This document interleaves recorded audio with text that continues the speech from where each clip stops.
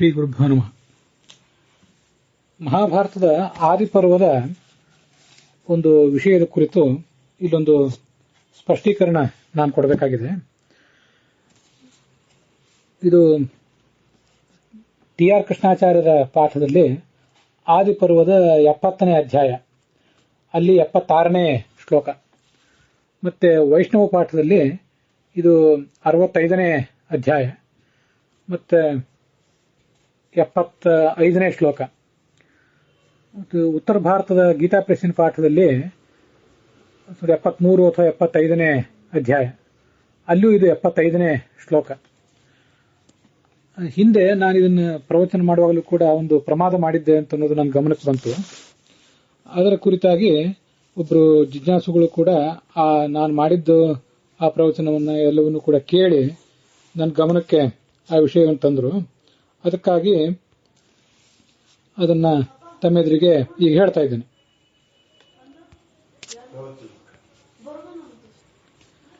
ಮತ್ತು ಬೇರೆ ಬೇರೆ ಪಾಠಗಳನ್ನು ಯಾರು ನೋಡ್ತಾ ಇದ್ರೆ ಅದು ಯಾವ ಪ್ರಸಂಗ ಅಂತ ಹೇಳ್ತೇನೆ. ಈ ಶುಕ್ರಾಚಾರ್ಯರ ಹತ್ರ ಕಚ ಬಂದು, ಬೃಹಸ್ಪತಿಗಳ ಮಗನಾದ ಕಚ ಬಂದು ಅವರ ಹತ್ರ ಅಧ್ಯಯನ ಮಾಡಿದ್ದು. ಅದು ಯಯಾತಿಯ ಚರಿತ್ರೆಯನ್ನು ಹೇಳಲಿಕ್ಕೆ ಪ್ರಾರಂಭ ಮಾಡಿ ಶುಕ್ರಾಚಾರ್ಯರ ಶಿಷ್ಯವೃತ್ತಿಯನ್ನು ಮಾಡಿ ಮೃತ ಸಂಜೀವಿನಿ ವಿದ್ಯೆಯನ್ನ ಅವನು ಪಡೆದುಕೊಂಡದ್ದು ಈ ಭಾಗ. ಅದು ಆ ಅಧ್ಯಾಯದಲ್ಲಿ ಕೊನೆಯ ಶ್ಲೋಕ ಅಲ್ಲ, ಹಿಂದಿನ ಶ್ಲೋಕ, 1-2-3 ಶ್ಲೋಕಗಳನ್ನ ನಾವು ನೋಡ್ತಾ ಇರೋದು. ಈಗ ಮುಂದೆ ಕಚ ಮತ್ತು ದೇವಯಾನಿ ಅವರಿಬ್ಬರ ನಡುವೆ ಮಾತು, ಅವಳು ತನ್ನ ಪ್ರೇಮವನ್ನು ವ್ಯಕ್ತ ಮಾಡಿಕೊಂಡಿದ್ದು, ಅವನು ತಿರಸ್ಕಾರ ಮಾಡಿದ್ದು, ಅವನು ಶಾಪ ಕೊಟ್ಟದ್ದು, ಈ ಭಾಗ ಎಲ್ಲ ಬರ್ತದೆ. ಈ ಶುಕ್ರಾಚಾರ್ಯ ಹತ್ರ ಇರುವಂತಹ ಮೃತ ಸಂಜೀವಿನಿ ವಿದ್ಯೆಯನ್ನ ಕಲಿಯಲಿಕ್ಕೆ ಅಂತ ಹೇಳಿ ಬೃಹಸ್ಪತಿಗಳ ಮಗ ಕಚ ಅಂತ ಬರ್ತಾನೆ. ಅವನು ಬಂದದ್ದು ಆ ದೈತ್ಯರಿಗೆ ಗೊತ್ತಾಗಿ ಅವನನ್ನು ಅವರು ಕೊಂದು ಹಾಕ್ತಾರೆ. ಕೊಂದು ಅವನನ್ನು ಸುಟ್ಟು ಬೂದಿ ಮಾಡಿ ಆ ಬೂದಿಯನ್ನ ಮಧ್ಯದಲ್ಲಿ ಸೇರಿಸಿ ಶುಕ್ರಾಚಾರ್ಯರಿಗೆ ಪಾನ ಮಾಡ್ಲಿಕ್ಕೆ ಕೊಟ್ಟು ಬಿಡ್ತಾರೆ. ಶುಕ್ರಾಚಾರ್ಯರು ಈ ಹಿಂದೆ ದೈತ್ಯರು ಮಾಡಿದಂತಹ ಅನೇಕ ಪ್ರಯತ್ನಗಳನ್ನು ವಿಫಲ ಮಾಡಿರ್ತಾರೆ, ಆ ಕಚನನ್ನು ಕೊಲ್ಲಿಕ್ಕೆ ಮಾಡಿದಂತಹ ಪ್ರಯತ್ನಗಳನ್ನು. ಆಗ ಆ ಕಚನನ್ನ ಕೊಂದು ಅವರು ತೋಳುಗಳಿಗೆ ತಿನ್ನಿಸಿರ್ತಾರೆ, ಸಮುದ್ರದಲ್ಲೆಲ್ಲೋ ಬಿಸಾಕಿರ್ತಾರೆ. ಹಾಗಾಗಿ ಅವನನ್ನ ಬದುಕಿಸುವುದು ಅವರಿಗೆ ಸುಲಭ ಆಗ್ತದೆ. ಆದರೆ ಅವನನ್ನ ಈಗ ಅವರು ತಮ್ಮ ಹೊಟ್ಟೆಯಲ್ಲೇ ಇಟ್ಕೊಂಡು ಬಿಟ್ಟಿದ್ದಾರೆ. ಆದ್ರಿಂದ ಅವನನ್ನ ಹೊರಗೆ ತರಿಸೋದು ಹೇಗೆ, ಅದು ಅವಿಗೂ ಕೂಡ ಸಮಸ್ಯೆ ಆಗ್ತದೆ. ಸಂಜೀವನಿ ವಿದ್ಯೆಯನ್ನೇನಾದರೂ ಪ್ರಯೋಗ ಮಾಡಿ ಆತನನ್ನು ಹೊರಗೆ ಕರೆದ್ರೆ ಅವನು ಶುಕ್ರಾಚಾರ್ಯ ಹೊಟ್ಟೆಯನ್ನೇ ಭೇದಿಸಿಕೊಂಡು ಹೊರಗೆ ಬರಬೇಕಾಗ್ತದೆ. ಅದಕ್ಕಾಗಿ ಅವರು ಒಂದು ಉಪಾಯ ಮಾಡ್ತಾರೆ, ಅಥವಾ ದೇವಯಾನಿಯೇ ಆ ಉಪಾಯವನ್ನು ಹೇಳ್ತಾಳೆ. ಶುಕ್ರಾಚಾರ್ಯರು ಮೊದಲು ಕಚನಿಗೆ ಮೃತ ಸಂಜೀವಿನಿ ವಿದ್ಯೆಯನ್ನು ಉಪದೇಶ ಮಾಡ್ತಾರೆ. ಅವನ ಹೊಟ್ಟೆಯಲ್ಲಿದ್ದಂತೆ, ಶುಕ್ರಾಚಾರ್ಯ ಹೊಟ್ಟೆಯಲ್ಲಿದ್ದಂತೆ ಅದನ್ನು ಸ್ವೀಕಾರ ಮಾಡಿ ಆ ವಿದ್ಯೆಯಲ್ಲಿ ಪಾರಂಗತನಾದ ಮೇಲೆ ಶುಕ್ರಾಚಾರ್ಯರು ಅವನನ್ನ ತಮ್ಮ ಹೊಟ್ಟೆಯಿಂದ ಹೊರಗೆ ಬಾ ಅಂತ ಕರೀತಾರೆ. ಅವನು ಹೊರಗೆ ಬರ್ತಾನೆ. ಆದರೆ ಹೊರಗೆ ಬಂದಾಗ ಶುಕ್ರಾಚಾರ್ಯರು ಕೂಡ ಮೃತರಾಗಿಬಿಡ್ತಾರೆ. ಇವನು ಹೊರಗೆ ಬಂದವನು ಮತ್ತೆ ತನ್ನ ಮೃತ ಸಂಜೀವಿನಿ ವಿದ್ಯೆ ಬಲದಿಂದ ಅವರನ್ನು ಬದುಕಿಸ್ತಾನೆ. ಇದಿಷ್ಟು ಒಟ್ಟಾರೆ ಕಥಾ. ಅವರಿಗೆ ತಾವು ಮದ್ಯಪಾನ ಮಾಡಿದ್ದಕ್ಕೆ ಪ್ರಾಯಶ್ಚಿತ್ತ ಆಗ್ತದೆ. ಅದೆಲ್ಲ ಆ ಅಧ್ಯಾಯದ 69, 70, 71 ಈ ಶ್ಲೋಕಗಳಲ್ಲಿ ಕಂಡು ಬರ್ತದೆ.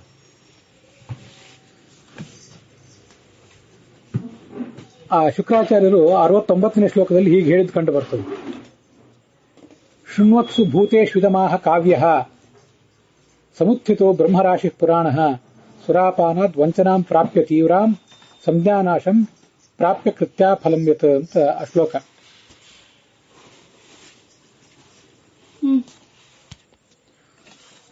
ಸಮುತ್ಥಿತೋ ಬ್ರಹ್ಮರಾಶಿ ಪುರಾಣ ಅಂತ ಇದೆ. ಅಲ್ಲಿ ಬ್ರಹ್ಮರಾಶಿ ಅಂದ್ರೆ ವೇದದ ರಾಶಿ. ಅವರು ದೊಡ್ಡ ವೇದಜ್ಞ ಅಂತ ಇಷ್ಟೇ ಅರ್ಥ. ಬ್ರಹ್ಮರಾಶಿ ಅಂದ್ರೆ ಬೇರೆ ಏನಲ್ಲ, ಪುರಾತನವಾದ ವೇದಗಳ ರಾಶಿಯಂತೆ ಅಂತ ಅನುವಾದ ಮಾಡಿದರೆ ಅದು ಅಸಂಬದ್ಧವಾದ ಅನುವಾದ. ವೇದಗಳ ನಿಧಿಯಾದಂಥ ಪ್ರಾಚೀನ ಋಷಿಯಾದಂಥ ಆ ಶುಕ್ರಾಚಾರ್ಯರು, ಕಾವ್ಯ ಅಂದ್ರೆ ಶುಕ್ರಾಚಾರ್ಯರು, ಅವರೆದ್ದು ಈ ಮುಂದಿನಂತೆ ಮಾತನಾಡಿದರು ಅಂತ ಅಲ್ಲಿರೋದು. ಮುಂದೆ 70ನೇ ಶ್ಲೋಕದಲ್ಲೂ ಕೂಡ ಕಾವ್ಯ ಸ್ವಯಂ ವಾಕ್ಯಮಿದಂ ಜಗಾದ, ಅವರು ಆ ಶುಕ್ರಾಚಾರ್ಯರು ಈ ತರ ಮಾತಾಡಿದರು ಅಂತಿದೆ. ಮದ್ಯಪಾನ ಯಾರು ಕೂಡ ಮಾಡಬಾರದು, ಮದ್ಯಪಾನ ಮಾಡುವುದು ಉಚಿತ ಅಲ್ಲ, ಹೀಗೆಲ್ಲ 71, 72 ಈ ಶ್ಲೋಕಗಳಲ್ಲಿದೆ. ಇತೀದ ಮುಕ್ತಾತು ಮಹಾನುಭಾವ ಅಂತ 73ನೇ ಶ್ಲೋಕ. ತಪೋನಿಧೀನಾಂ ನಿಧಿರಪ್ರಮೇಯ ತಾನ್ ದಾನವಾನ್ ವೇದ ವಿಮೂಢ ಬುದ್ಧೀನ್ ದೇವ ವಿಮೂಢ ಬುದ್ಧೀನ್ ಇದಂ ಸಮಾಹೂಯ ವಚೋಭ್ಯುವಾಚ ಅಂತ ಆ ಮುಂದಿನ ಶ್ಲೋಕ.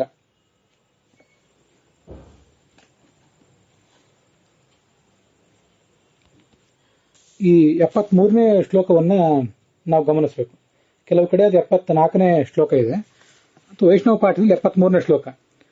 ಆ ದಾನವರಿಗೆ ಶುಕ್ರಾಚಾರ್ಯರು ಈ ಮಾತನ್ನು ಹೇಳಿದರು ಅಂತ 73ನೇ ಶ್ಲೋಕ ಹೇಳೋದು. ಏನ್ ಹೇಳಿದ್ರು ಅವರು?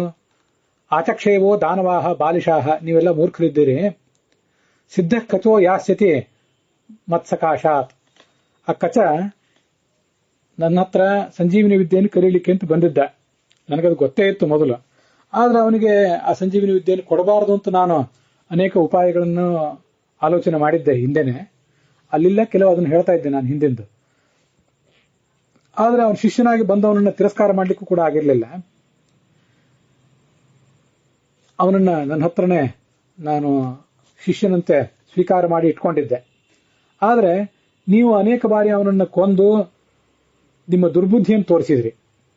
ಕೊನೆಗೆ ಅವನ ಹತ್ಯೆ ಮಾಡಿ ಅವನ ಶರೀರದ ಬೂದಿಯನ್ನ ಮಧ್ಯದಲ್ಲಿ ಹಾಕಿ ನನಗೆ ಕುಡಿಸಿಬಿಟ್ರಿ.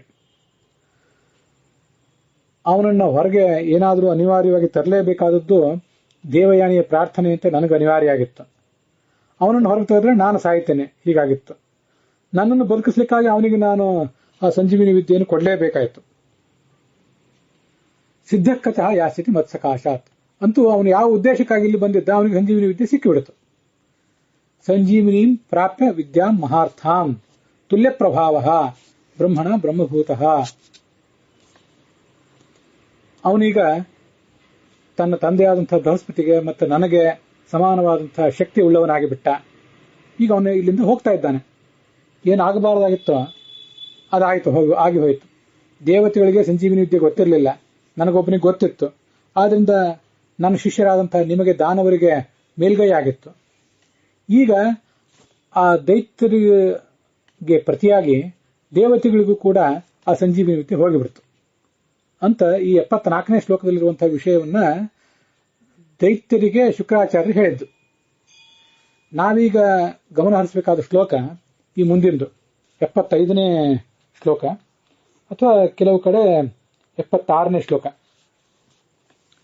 ಯೋಕಾರ್ಷಿ ದುಷ್ಕರಂ ಕರ್ಮ ದೇವಾನಾಂ ಕಾರಣಾತ್ ಕಚಃ ನಚೇತ್ ಕಿಂಚಿತ್ ಚಿರಾಂ ಗಚ್ಚೇಹೆ ಯಾಜ್ಞೀಯಶ್ಚ ಭವಿಷ್ಯಸಿ ಅಂತ ಶ್ಲೋಕ ವೈಷ್ಣವ ಪಾಠದಲ್ಲಿದೆ. ಯೋಕಾರ್ಷಿ ದುಷ್ಕರಂ ಕರ್ಮ ದೇವಾನಾಂ ಕಾರಣಾತ್ ಕಚಃ ನಚೇತ್ ಕೀರ್ತಿರ್ ಜರಾಂ ಗಚ್ಚೇತ್ ಯಾಜ್ಞೀಯಶ್ಚ ಭವಿಷ್ಯತಿ ಅಂತ TR ಕೃಷ್ಣಾಚಾರ್ಯ ಪಾಠದಲ್ಲಿ ಮತ್ತು ಉತ್ತರ ಭಾರತದ ಗೀತಾ ಪ್ರೆಸ್ಸಿನ ಪಾಠದಲ್ಲಿ ಇರುವಂತಹ ಶ್ಲೋಕ ಅದು.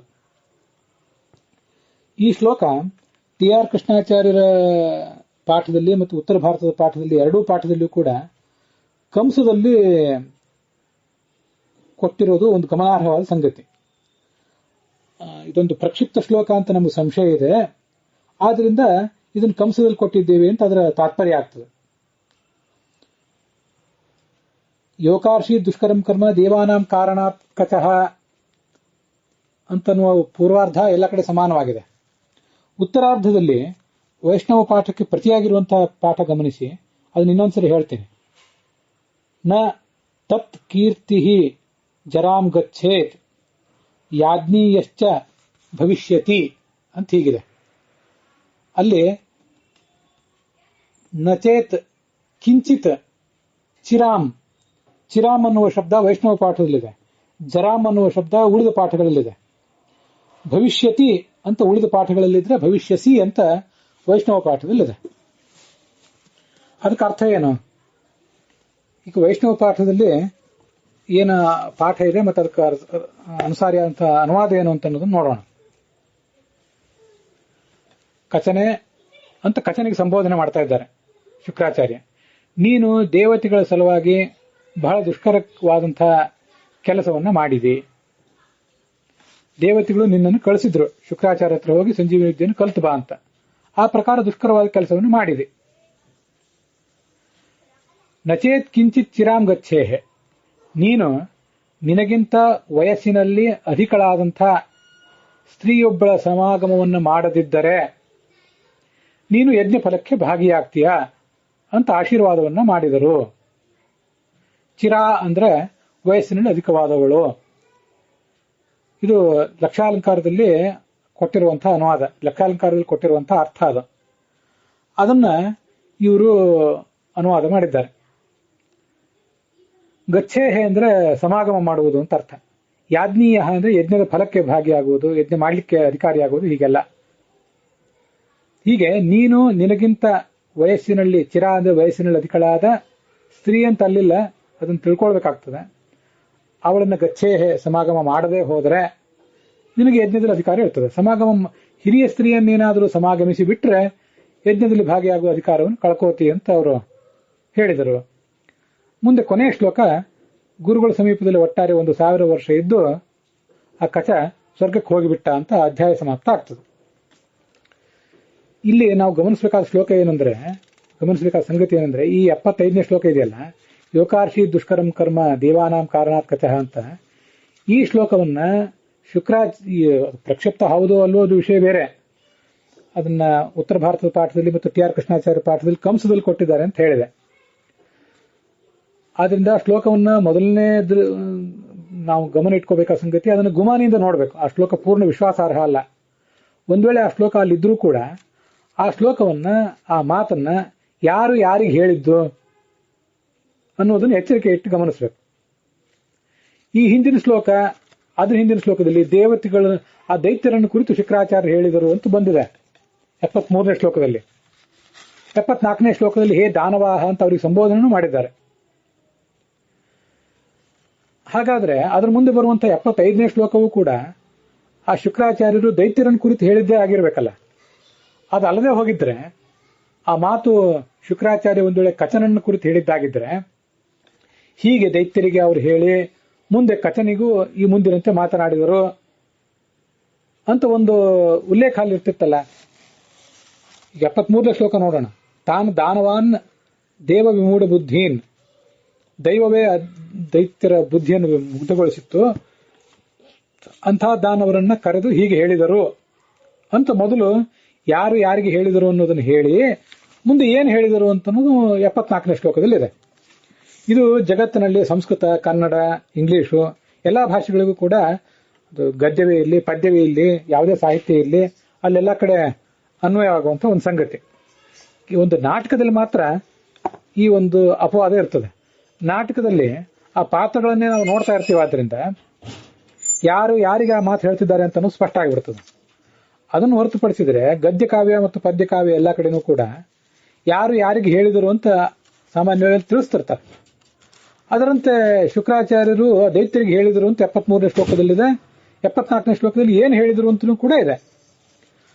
ಮತ್ತೆ 75ನೇ ಶ್ಲೋಕದಲ್ಲಿರುವುದು ಕೂಡ ಆ ಹಿಂದಿನ ಮುಂದಿನ ಶ್ಲೋಕಗಳನ್ನು ಗಮನಿಸಿದರೆ ಶುಕ್ರಾಚಾರ್ಯರು ದೈತ್ಯರಿಗೆ ಹೇಳಿದ ಮಾತೇ ಆಗಿರಬೇಕು.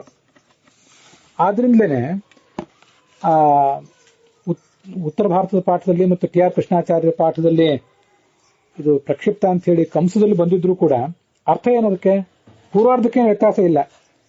ಈ ಕಚ ದೇವತೆಗಳ ಸಲುವಾಗಿ ಬಹಳ ಕಷ್ಟಕರವಾದ ಕೆಲಸವನ್ನು ಮಾಡಿದ. ತತ್ ಕೀರ್ತಿ ಅಂದ್ರೆ ಅವನ ಕೀರ್ತಿಯೋ ಕಚನ ಕೀರ್ತಿಯೋ ಜರಾಮ್ ನಗಚ್ಛೇತ್ ಎಂದು ಕೂಡ ಅದು ನಷ್ಟ ಆಗೋದಿಲ್ಲ. ತತ್ ಕೀರ್ತಿ ಜರಾಮ್ ಗಚ್ಛೇತ್, ಯಾವತ್ತೂ ಆ ಕೀರ್ತಿಗೆ ಮುಪ್ಪೆಂಬುದಿಲ್ಲ, ಕೀರ್ತಿಗೆ ಸಾವಿಲ್ಲ. ಮತ್ತು ಯಾಜ್ಞೀಯಶ್ಚ ಭವಿಷ್ಯತಿ, ಅವನು ಯಜ್ಞಕ್ಕೆ ಭಾಗಿದಾರನು ಕೂಡ ಆಗ್ತಾನೆ. ಭವಿಷ್ಯತಿ ಎನ್ನುವುದು ಆಗುತ್ತಾನೆ ಅಂತ ಅರ್ಥ ತೋರಿಸ್ತದೆ. ಮತ್ತೆ ಹಿಂದಿನ ಅರ್ಧದಲ್ಲಿ ಕೂಡ, ಪ್ರಥಮಾರ್ಧದಲ್ಲಿಯೂ ಕೂಡ ಕಚನು ಅಂತಿದೆ.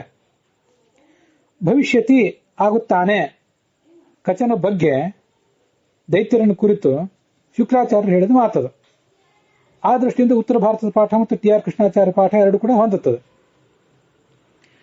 ಈ ವೈಷ್ಣವ ಪಾಠದಲ್ಲಿ ಪೂರ್ವಾರ್ಧವನ್ನು ಕಚಹ ಅಂತ ಇಟ್ಕೊಂಡಿದ್ದಾರೆ. ಎಲೈ ಕಚನೆ ಅಂತ ಅನುವಾದ ಮಾಡಿದ್ದಾರೆ. ಎಲೈ ಕಚನೆ ಅಂತ ಹೇಳಿ ಕಲಿ ಶಬ್ದ ಏನಿದೆ? ಕಚಹ ಅಂತ ಪ್ರಥಮ ವಿಭಕ್ತಿ ಏಕವಚನದಲ್ಲಿ ಇದ್ದದ್ದಕ್ಕೆ ಕಚನೆ ಅಂತ ಅನುವಾದ ಮಾಡುವುದಾ? ಕಚ ಅಂತ ಇರಬೇಕಾಗ್ತದೆ ಅನುವಾದ ಮಾಡಬೇಕಾದ್ರೆ. ಇಲ್ಲಿ ಅದನ್ನೆಲ್ಲ ಹೇಗಾದ್ರೂ ಮಾಡಿ ಹೊಂದಾಣಿಕೆ ಮಾಡ್ಕೋಬಹುದು. ಕೊನೆಗೆ ಭವಿಷ್ಯಸಿ ಅಂತ ತಗೊಂಡಿದ್ದಾರೆ. ಭವಿಷ್ಯಸಿ ಅಂತ ಹೇಳಿ ಶುಕ್ರಾಚಾರ್ಯರು ಆ ಕಥನ ಕುರಿತು ಹೇಳಿದ್ದಾರೆ ಅಂತ ಅವರ ಅರ್ಥ ಆಗ್ತದೆ. ಹಿಂದಿನ ಶ್ಲೋಕವನ್ನ ಶುಕ್ರಾಚಾರ್ಯರು ರೈತರಿಗೆ ಹೇಳಿದ್ದಾರೆ. ಯಾಕಂದ್ರೆ 73ನೇ ಶ್ಲೋಕ ಹಾಗೆ ಈ ಮಾತನ್ನ ಯಾರಿಗೆ ಹೇಳಿದರು ಅಂತ ಹೇಳಿ ತಿಳಿಸ್ಕೊಡ್ತಾರೆ.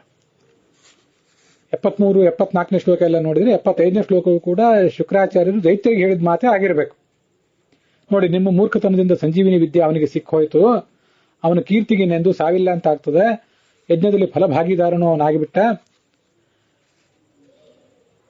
ಅವನಿಗೆ ಎಲ್ಲ ತರದ ಮಂಗಳವೂ ಕೂಡ ಆಗಿ ಹೋಯ್ತು ಅಂತ ದೈತ್ಯರನ್ನು ಕುರಿತು ಶುಕ್ರಾಚಾರ್ಯರು ಬೈದು ಆಡಿದಂಥ ಮಾತದು.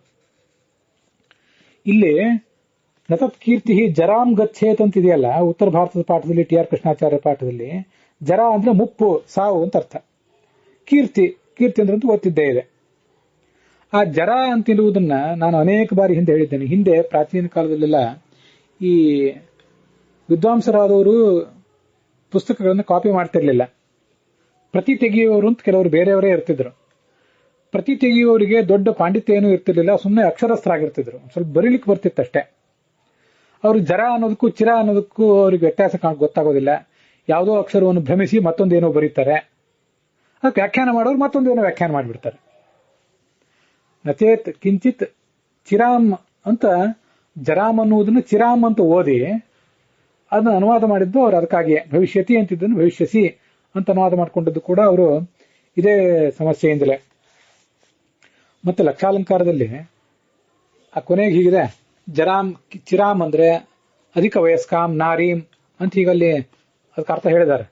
ಅದು ತಪ್ಪು ಪಾಠ, ತಪ್ಪರ್ಥ.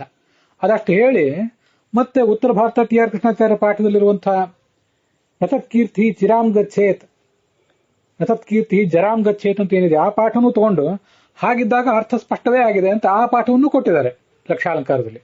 ಇಲ್ಲಿ ಅನುವಾದದಲ್ಲಿ ಕೊಟ್ಟಿರ್ಲಿಕ್ಕಿಲ್ಲ, ಮೂಲ ಲಕ್ಷಾಲಂಕಾರದ ಪುಸ್ತಕದಲ್ಲಿ ಅದನ್ನೂ ಕೊಟ್ಬಿಟ್ಟಿದ್ದಾರೆ. ಹಾಗಾದ್ರೆ ಯಾವ ಪಾಠ ಸರಿ ಅಂತ ಅನ್ನೋದು ಲಕ್ಷಾಲಂಕಾರಕಾರರಿಗೆ ಗೊತ್ತಿರ್ಲಿಲ್ಲೇನೋ. ಗೊತ್ತಿದ್ರು ಈ ಪಾಠ ಇದ್ರೆ ಈ ಅರ್ಥ, ಆ ಪಾಠ ಇದ್ರೆ ಆ ಅರ್ಥ ಅಂತ ಯಾಕೆ ಹಾಗೆ ಹೇಳ್ತಾರೆ? ಇಂಥದೊಂದು 2-3 ಕಡೆ ಮಾಡ್ತಾರಲ್ಲ ಅವರು. ಸ್ಪಷ್ಟವಾದ ಪಾಠವನ್ನು ತೋರ್ಸ್ಲಿಕ್ಕಾಗಿ ಅಲ್ವ ಲಕ್ಷಾಲಂಕಾರವನ್ನು ಬರೆದಿರುವುದು ಮತ್ತು ಅದಕ್ಕೆ ಅರ್ಥವನ್ನು ಬರೆದಿರೋದು. ಇಂಥ ಪ್ರಮಾದಗಳನ್ನು ಅದು ಯಾಕೆ ಮಾಡ್ತದೆ? ಮತ್ತೆ ಚಿರ ಅಂತನ್ನುವುದಕ್ಕೆ ಚಿರ ಅಂತನ್ನುವುದೊಂದು ಅವ್ಯಯ. ಅದು ಚಿರಂ ಅಂದ್ರೆ ಬಹಳ ಕಾಲ ಅಂತ ಅರ್ಥ.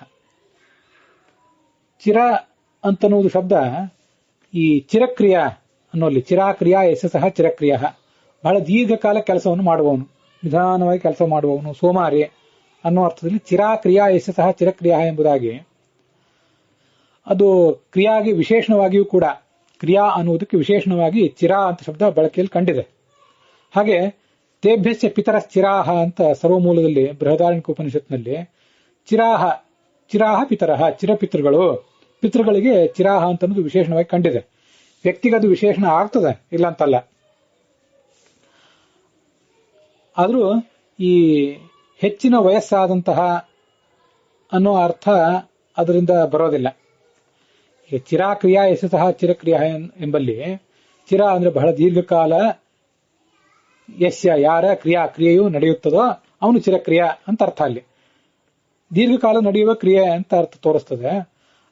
ಹಾಗೆ ಚಿರಾಹ ಪಿತರಹ ಅಂತ ಹೇಳಿದಾಗ ಚಿರಪಿತೃಗಳು ಅಂತಂದ್ರೆ ಬಹಳ ವಯಸ್ಸಾದ ಪಿತೃಗಳು ಅಂತ ಏನು ಅರ್ಥ ಅಲ್ಲ. ಅದಕ್ಕೆ ಚಿರಪಿತೃಗಳು ಅನ್ನೋದು ಅವ್ರಿಗೊಂದು ಸಂಬೋಧನೆ ಮಾತ್ರ. ಯಾವ ದೇವತೆಗಳು ಕೂಡ ಇನ್ನೊಬ್ಬ ದೇವತೆಗಳಿಗಿಂತ ವಯಸ್ಸಿನಲ್ಲಿ ದೊಡ್ಡವರು ಕಡಿಮೆಯವರು ಅಂತ ಹೀಗಿರೋದಿಲ್ಲ. ಹೆಚ್ಚು ಕಡಿಮೆ ಅವರೆಲ್ಲ ಸಮಾನ ವಯಸ್ಕರಾಗಿರ್ತಾರೆ. ಕೆಲವರು ಮಕ್ಕಳಾಗಿರ್ತಾರೆ, ಮಕ್ಕಳಾದ್ರಿಂದ ಆಮೇಲೆ ಜನಿಸಿರ್ತಾರೆ.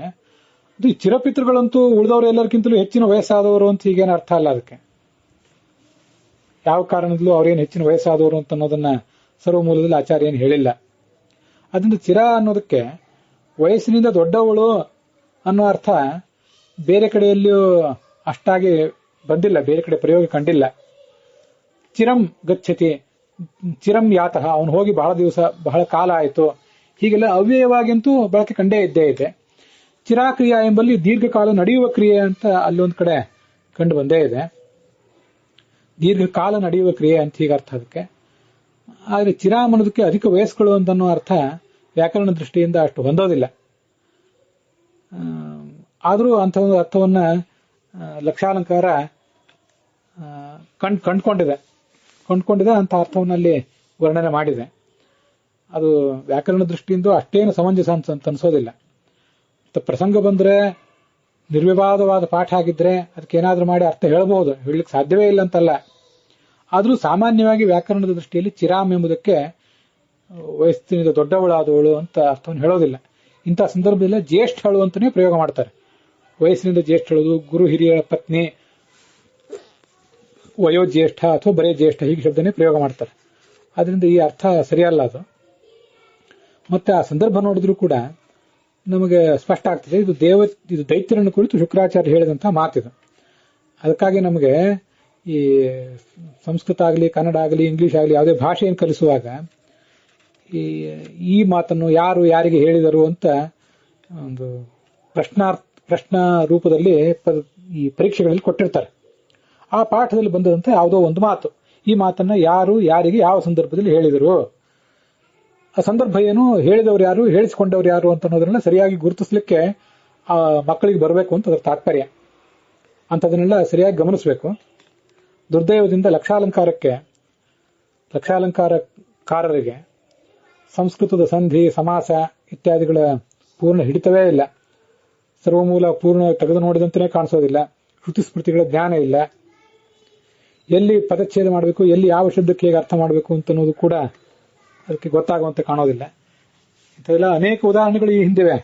ಬೇರೆ ಯಾವುದೂ ಉದಾಹರಣೆ ಇರಲಿಲ್ಲ ಅಂತ ಪ್ರಮಾದ ಮಾಡಿದ ದಾಖಲೆ ಲಕ್ಷಾಲಂಕಾರಕ್ಕೆ ಇರಲಿಲ್ಲ ಅಂದ್ರೆ ಅದಕ್ಕೇನಾದ್ರೂ ಮಾಡಿ ಸರಿಯಾದ ಅರ್ಥ ಹೇಳ್ಬೋದಿತ್ತು. ಆದ್ರೆ ಇದು ಅನುಚಿತವಾದ ಅರ್ಥ.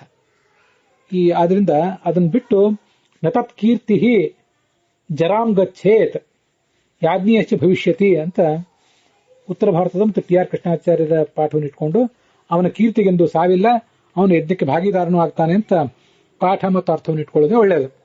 ನಾನು ಕೂಡ ಹಿಂದೆ ಆದಿಪರ್ವದ ಪ್ರವಚನ ಮಾಡಿದಾಗ ಈ ವೈಷ್ಣವ ಪಾಠದ್ದೇ ಎಲ್ಲೋ ಒಂದು ತುಣುಕು ನನಗೆ ಸಿಕ್ಕಾಗ, ನೀನು ವಯಸ್ಸಿನಲ್ಲಿ ನಿನಗಿಂತ ಅಧಿಕಳಾದ ಸ್ತ್ರೀಯ ಸಮಾಗಮ ಮಾಡದಿದ್ದರೆ ಯಜ್ಞ ಫಲಕ್ಕೆ ಭಾಗಿದಾರನಾಗ್ತಿ ಅಂತಾನೆ ಪ್ರವಚನ ಮಾಡಿದ್ದೆ. ಆವಾಗ ನನಗೆ ಈ ಥರ ಎಲ್ಲ ವಿಮರ್ಶೆ ಮಾಡಬೇಕು ಅಂತ ಗಮನಕ್ಕೆ ಬರಲಿಲ್ಲೇನೋ. ಆದ್ರಿಂದ ಹಿಂದೆ ಹೇಳಿದ್ದನ್ನ ಪರಿತ್ಯಾಗ ಮಾಡಿ ಈ ಸರಿಯಾದ ಪಾಠವನ್ನ ಮತ್ತು ಸರಿಯಾದ ಅರ್ಥವನ್ನೇ ಇಟ್ಕೊಳ್ಬೇಕು. ನಾನು ಈ ಹಿಂದೆ ಮಾಡಿದ ಮಹಾಭಾರತದ ಪ್ರವಚನಗಳು ಮತ್ತೆ ಯಾವುದೇ ಪ್ರವಚನವೇ ಆಗಲಿ, ಮತ್ತೆ ಈ ಮುಂದೆ ಮಾಡುವಂತಹ ಪ್ರವಚನಗಳು, ಇದಕ್ಕೆಲ್ಲದಕ್ಕೂ ಸಂಬಂಧಪಟ್ಟಂತೆಯೂ ಕೂಡ ತಾವು ಯಾರು ಶ್ರೋತೃಗಳು, ಹಿಂದೆ ನಾನು ಅನೇಕ ಬಾರಿ ಹೇಳಿದ್ದೇನೆ, ಪುಸ್ತಕವನ್ನು ಮುಂದಿಟ್ಕೊಂಡು ಕೇಳಿ. ಪುಸ್ತಕ ನಿಮ್ಮ ಮುಂದೆ ಇದ್ರೆ ಹೆಚ್ಚು ನಾನು ಹೇಳಿದ್ದು ಸರಿಯಾಗಿದ್ದು ನಿಮ್ಗೆ ಅರ್ಥ ಆಗ್ತದೆ.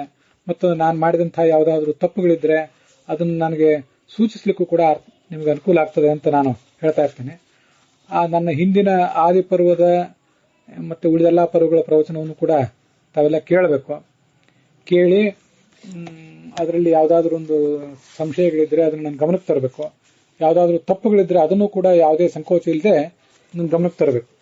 ಅದನ್ನ ಅಂತ ಅಂಶವನ್ನು ಯಾವುದಾದ್ರೂ ಗಮನಕ್ಕೆ ತಂದಾಗ ನಾನೇನಾದ್ರೂ ಅಸಮಾಧಾನ ಮಾಡ್ಕೋತೀನಿ ಏನೋ ಅಂತ ಯಾರು ಆಲೋಚನೆ ಮಾಡಬೇಕಾಗಿಲ್ಲ.